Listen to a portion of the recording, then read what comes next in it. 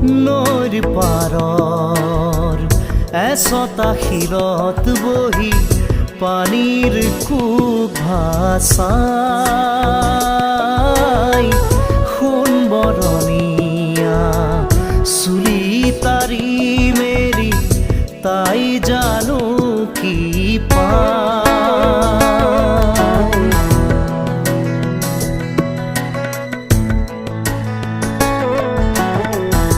নৈৰ পাৰৰ এচটা শিলত বহি পানীৰ কোব ভাচাই